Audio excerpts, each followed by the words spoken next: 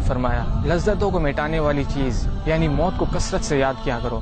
ایک انصاری نے عرض کیا یا رسول اللہ مومنوں میں سے سب سے زیادہ عقل مند کون ہے؟ آپ صلی اللہ علیہ وسلم نے ارشاد فرمایا جو موت کو زیادہ یاد کرتا ہو اور موت کے بعد آنے والے وقت کے لیے اچھی تیاری کرتا ہو وہ سب سے زیادہ عقل مند ہے۔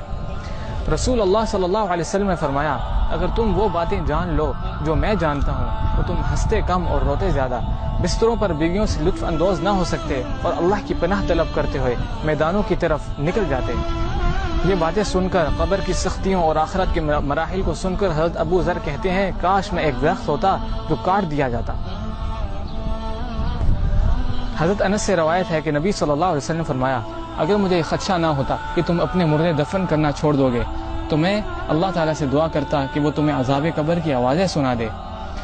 حضرت ابو ہریرہ رضی اللہ عنہ سے روایت ہے کہ نبی صلی اللہ علیہ وسلم نے فرمایا آدمی جب قبر میں دفن کیا جاتا ہے تو فرشتے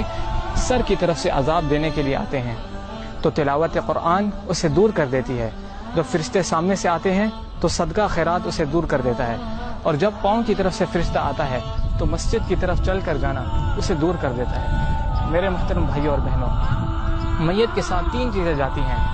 2 واپس آ جاتی ہیں اور میت کے ساتھ ایک ہی چیز رہ جاتی ہے۔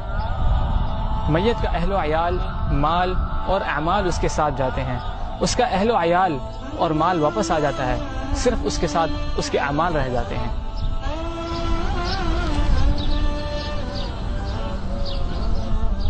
میرے دوستوں بھائیوں اور بہنوں، جس طرح آپ نے دیکھا کہ لوگ بڑی بڑی بلڈنگیں تو بنا لیتے ہیں لیکن اس قبر کے لیے کچھ بھی نہیں کرتے جس کی چوڑائی صرف 2 ہاتھ ہے، اور رسول اللہ صلی اللہ علیہ وسلم نے فرمایا کہ تم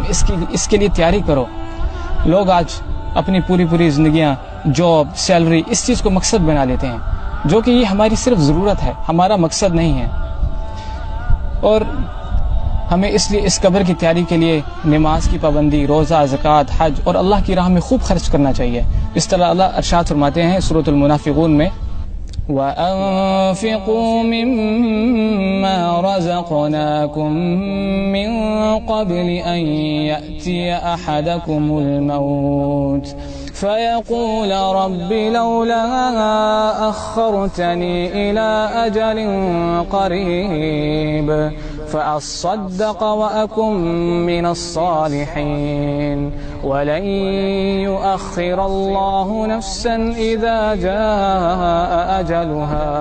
وَاللَّهُ خَبِيرٌ